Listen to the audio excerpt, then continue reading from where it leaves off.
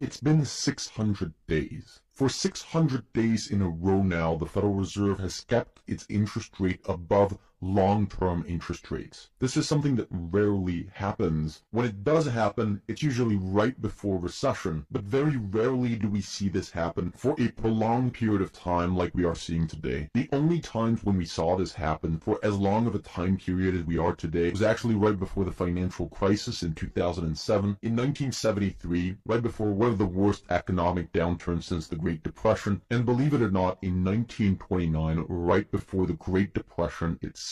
In all three of these periods, the Federal Reserve was keeping interest rates quite stable, neither raising or lowering them too much, and above long-term interest rates. This is what they call restrictive monetary policy. And this restrictive policy for extended periods of time is, in our opinion, what set the stage for the large downturns which occurred following these periods. The Fed is the bank of banks. It lends money to other banks, domestic banks, that then in turn lend that money to people and businesses. These domestic banks borrow from the Federal Reserve at short-term interest rates, and then they lend money to people and businesses at longer-term interest rates. Usually long-term interest rates are higher than short-term interest rates, and so they're able to make a profit by essentially being the middleman. If the Federal Reserve lowers its interest rates, well, that increases the profit that these banks make, so lending becomes more profitable, and so they increase the lending that they do. But when these short-term interest rates are higher than long-term interest rates, it completely removes the incentive for these domestic banks to lend money, and so naturally they stop lending, which usually ends up leading to a downturn. That's why the conditions that we have today with the central bank interest rates being above long-term interest rates is quite worrying. The Fed paused interest rate hikes in June of 2022 and has kept its interest rate stable ever since. And with the stock market soaring throughout this period and corporate profits that are still growing at a very steady pace, many believe that we're not at all on track to see a recession, and that there's basically nothing for investors to worry about right now. But remember, in 2007, corporate profits were also rising quite steadily, and the stock market was making new all-time highs. But throughout this entire period, monetary policy was also restrictive for a grand total of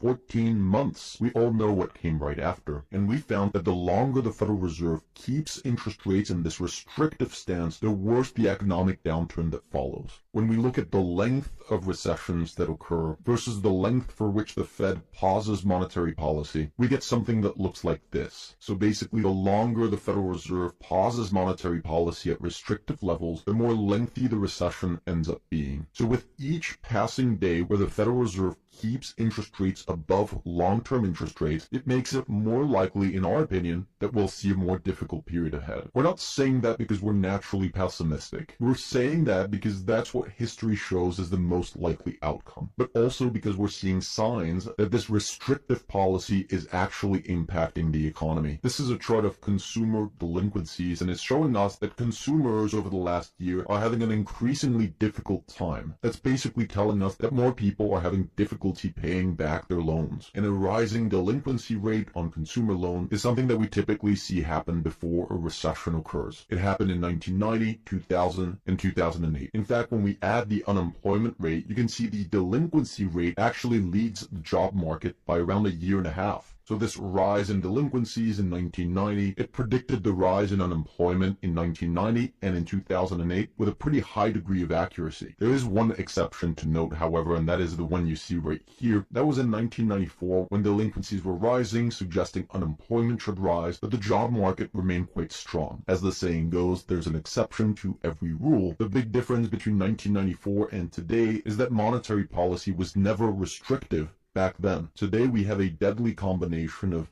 tight monetary policy and a weakening consumer. Now, of course, that's not at all being reflected in stocks today. The S&P 500 has been in a complete euphoria, bouncing up 7% since its bottom in April of 2024. And I'll come clean, this is something that we have been actively participating in. We had long trades on cryptocurrencies in the first few months of the year, and since April we've been long on biotech, small cap stocks, financials. It's often when the market is the most risky that you see these types of sharp rallies, with the S&P 500 posting incredible returns. We're looking to ride this out as long as we can and make sure that you guys and our members are benefiting as much as possible from today's environment. I strongly recommend you give our service a try. You can see all of the closed trades that we've had in 2024 on our website. We've had multiple large trades on crypto yielding 30, 60, 80% returns. We also trade various commodities, US stocks, foreign stocks. We don't get all of them right. You can see there's some losing trades,